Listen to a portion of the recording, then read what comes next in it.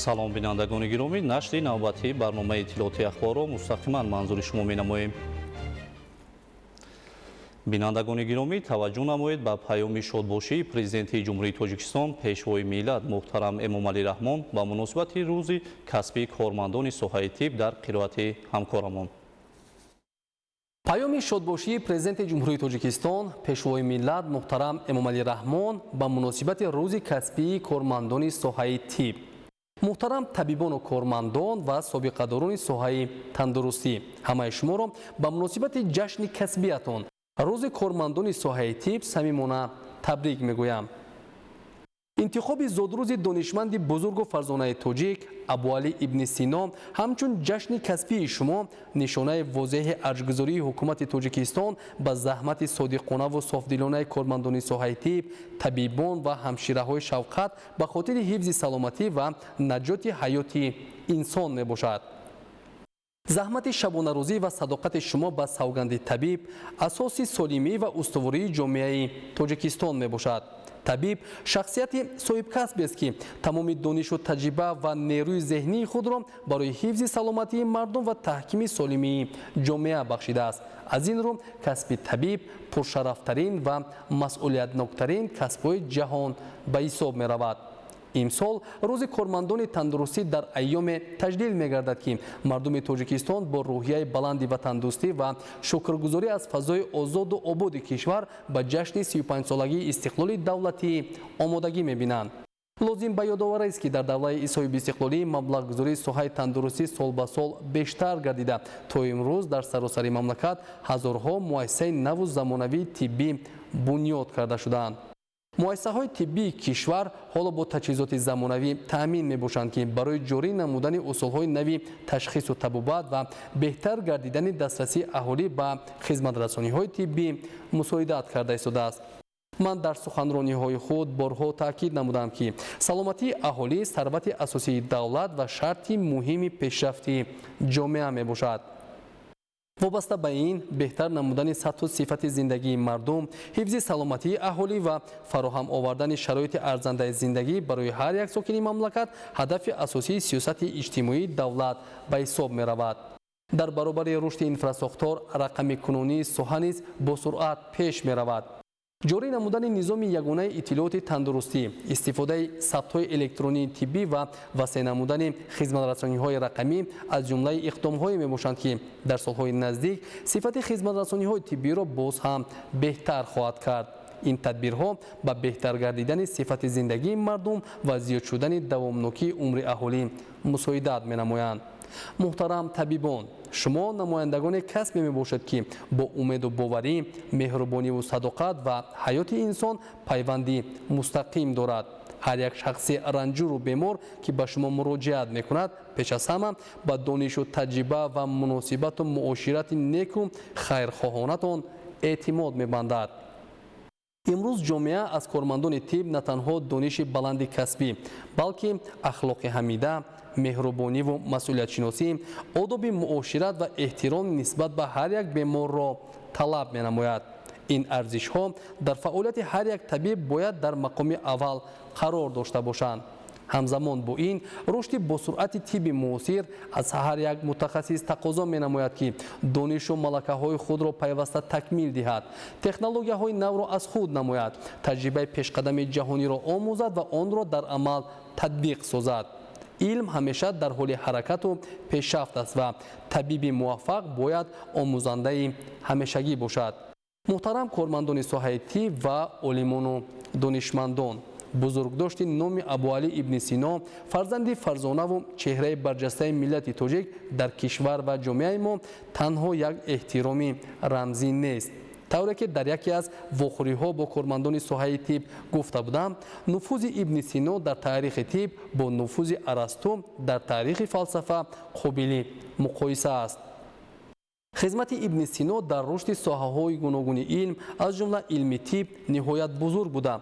ному осори ӯ на танҳо ифтихори миллати тоҷик, балки мояи сарфарозии тамоми инсоният гардидааст.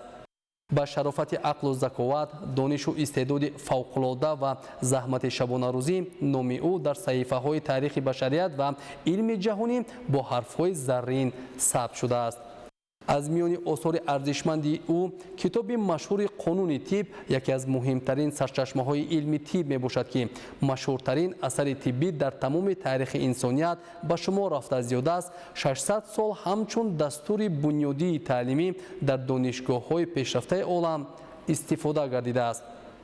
бузургиву ҷовидонагии Ибн Сино дар он аст, ки ӯ саломатии инсонро арзиши олӣ медонист ва пешгирии бемориро аз табобати он муҳимтар мешуморид.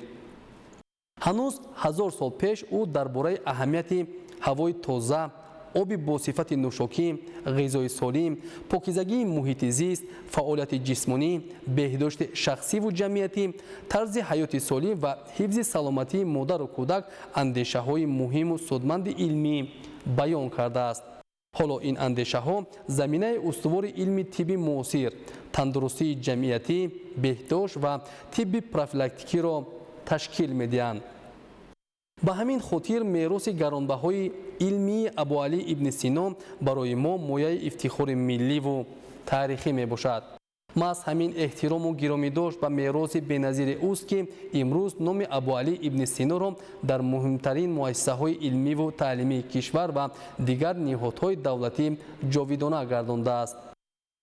донишгоҳи давлатии тиббии Тоҷикистон ба номи Абуалӣ ибн Сино, ки беш аз 8-10 сола барои мамлакати мо ва кишварҳои дигар ҳазорҳо мутахассисони баландихтисоси тиббиро омода намудааст, идомадиҳандаи анъанаҳои мактаби илмии ин нобиғаи оламшумули тоҷик мебошад. имрӯз бо номи ӯ дар пойтахти кишварамон яке аз калонтарин ноҳияҳо ва яке аз зеботарин хиёбонҳо номгузорӣ шудааст. инчунин дар аксари шаҳрҳу ноҳияҳои Тоҷикистон кӯчаҳои марказӣ ва яке аз баландтарин қуллаҳои Помир бо баландии 7134 метр ба номи Абуалӣ ибн Сино сабт шудаанд. дар институти фалсафа ва сиёсатшиносии Академияи миллии илмҳо маркази синошиносӣ таъсис дода шудааст, ки кормандони он ба омӯзишу тарҷумаи осори Ибн Сино машғул мебошанд. дар кишвари мо ҷоизаи давлатии ҷумҳурии Тоҷикистон ба номи Абуалӣ ибн Сино дар соҳаи илм ва техника таъсис дода шудааст, ки дар 2 сол як маротиба ба олимону донишмандон барои асарҳои шоиста дар соҳаи илмҳои физикаву математика, химия, геология ва илмҳои техникӣ, биология ва кишоварзӣ, илмҳои тиббиву фарматсевтӣ ва ҷомеашиносиву гуманитарӣ супорида мешавад. имсол бо фармони президенти мамлакат ҷоизаи байналмилалии Абуалӣ ибн Сино дар соҳаи тиб таъсис дода шуд. хотирнишон менамоям, ки ин ҷоиза танҳо як қадрдониву мукофоти илмӣ нест. он рамзи эҳтироми амиқи мо ба мероси гаронбаҳои яке аз бузургтарин донишмандони миллати тоҷик ва таърихи инсоният мебошад. ин иқдоми бесобиқа Тоҷикистонро ба маркази муколамаи илми тибби ҷаҳонӣ табдил дода, олимону табибони барҷастаи дунёро барои кашфиёту навовариҳо дар соҳаи тиб қадрдонӣ менамояд. гуфтаҳои боло нишонаи эҳтироми амиқи давлат ва мардуми Тоҷикистон ба шахсияте мебошад, ки бо илму ҳунари худ номи миллати тоҷикро дар таърихи тамаддуни башар ҷовидона гардонидааст. табибони муҳтарам, бори дигар такрор мекунам, ки ҳамчун рӯзи кормандони тандурустӣ интихоб гардидани санаи таваллуди ин нобиғаи илми ҷаҳонӣ дар кишвари мо тасодуфӣ нест. шумо ворисони ин олиму табиби бузург вазифадор ҳастед, ки бо пайравӣ аз мактаби андешаи ӯ илми тибби ватаниро ба қуллаҳои нав бароред ва номи Тоҷикистони азизамонро дар ҷаҳон боз ҳам бештар муаррифӣ намоед.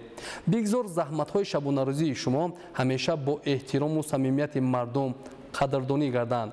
бигзор ҳамеша андешаву нерӯи тоза ва комёбиҳои илмиву касбӣ ҳамқадами ҳар яки шумо бошанд. ҳамаи шуморо бори дигар бо ҷашни касбии кормандони соҳаи тиб самимона табрик гуфта, бароятон саломатӣ, хушбахтӣ ва дар иҷрои рисолати пуршарафатон барору муваффақият орзу менамоям. ҷашни касбӣ муборак бошад. табибони ҳозиқ.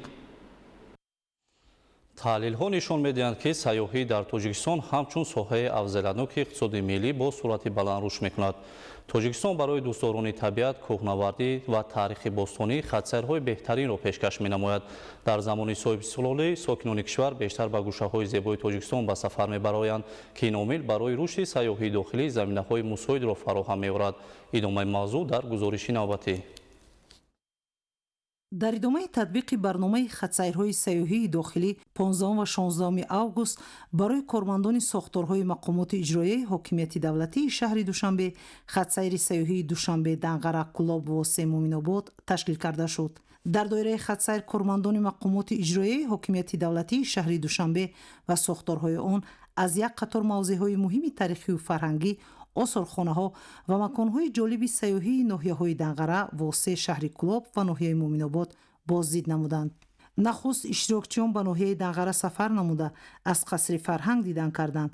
дар ин ҷо онҳо бо фаъолияти муассисаи фарҳангӣ, шароити фароҳам овардашуда барои баргузории чорабиниҳои фарҳангӣ, рушди ҳунару эҷодиёти мардумӣ ва тарғиби арзишҳои миллӣ шинос шуданд. таъкид гардид, ки рушди инфрасохтори фарҳангӣ дар баробари аҳамияти иҷтимоӣ барои ҷалби меҳмонон ва рушди сайёҳии фарҳангӣ низ мусоидат менамояд. сипас иштирокчиён аз осорхонаи пешвои миллат дар ноҳияи Данғара боздид намуда бо осори марбут ба ҳаёт ва фаъолияти давлатии президенти ҷумҳурии Тоҷикистон, пешвои миллат муҳтарам Эмомалӣ Раҳмон шинос шуданд.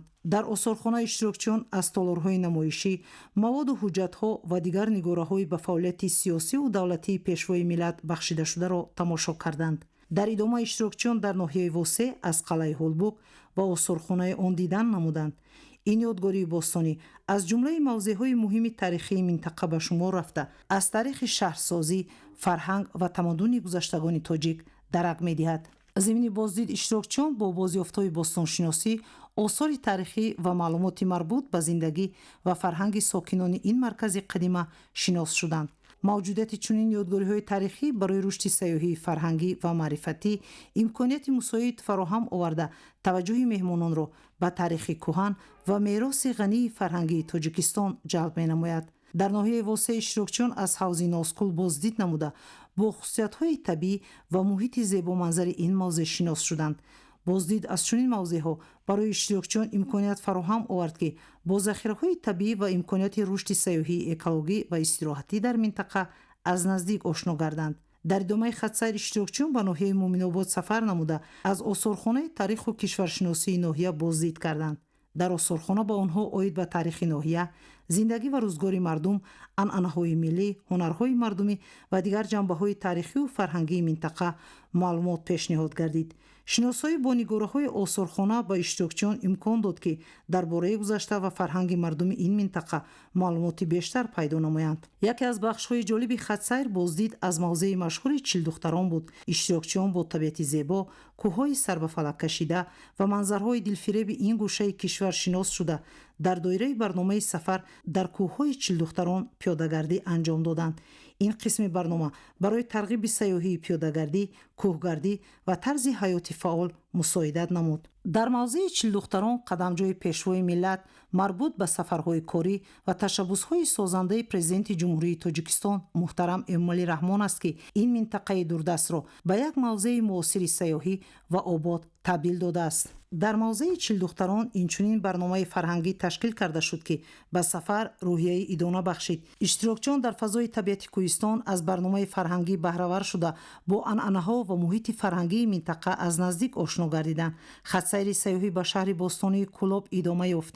иштирокчиён аз мақбараи Мир Саид Алии Ҳамадонӣ ва осорхонаи он боздид карданд. ин маҷмӯа яке аз марказҳои муҳими таърихиву фарҳангӣ ва зиёратии Тоҷикистон маҳсуб шуда ба ҳаёт ва мероси донишманд, ориф ва мутафаккири барҷастаи Шарқ Мир Саид Алии Ҳамадонӣ пайвандӣ дорад. дар солҳои соҳибистиқлолӣ маҷмӯаи оромгоҳи Мир Саид Алии Ҳамадонӣ чанд маротиба таъмиру барқарор гардидааст, ки ба ҳифз ва муаррифии мероси фарҳангии кишвар мусоидат намудааст. зимни боздид иштирокчиён бо нигораҳо ва маълумоти таърихии марбут ба зиндагӣ, фаъолияти илмӣ ва мероси маънавии Мир Саид Алии Ҳамадонӣ шинос шуданд.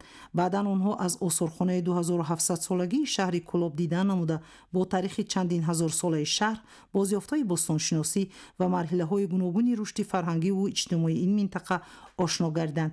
ҷашни 2700 100-солагии шаҳри Кӯлоб аз ҷумлаи рӯйдодҳои муҳими фарҳангии кишвар ба ҳисоб меравад ва дар доираи омодагӣ ба он маҷмӯаҳои фарҳангӣ ва иншооти зиёде дар шаҳр бунёду обод карда шуданд. Дар ҷараёни боздид иштирокчиён дар осолхонаҳои Данғара, Кӯлоб ва Моминобод дар дафтарҳои хотира ёддоштҳо навишта таъссуроти худро аз шиносоӣ бо мероси таърихию фарҳангии ин минтақаҳо баён намуданд.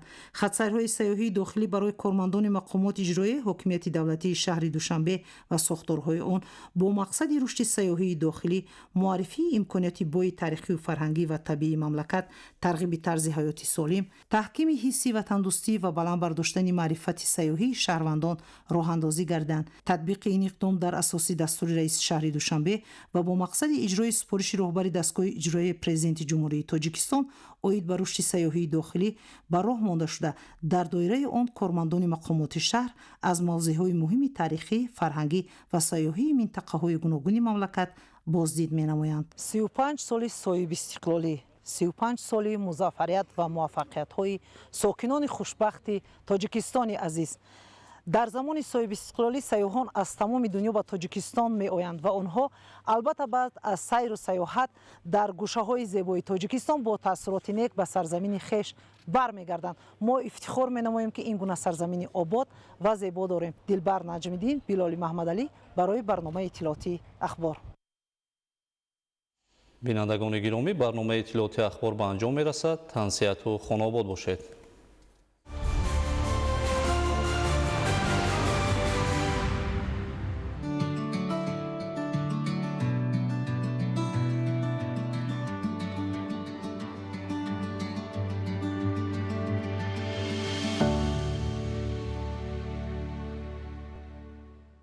KFC таровати навро пешкаш мекунад. Бо лаззати юнонӣ шинос шавед. Навгони қарсасти бо бодиринги сероб ва сабзаводи тару тоза. Маззаи фаромӯшнашаванда танҳо дар KFC.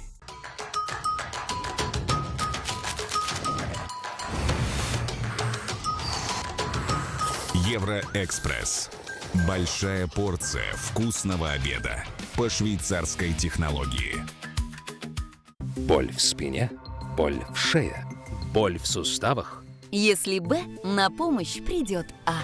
Амилатекс гель. Двигайся смелее.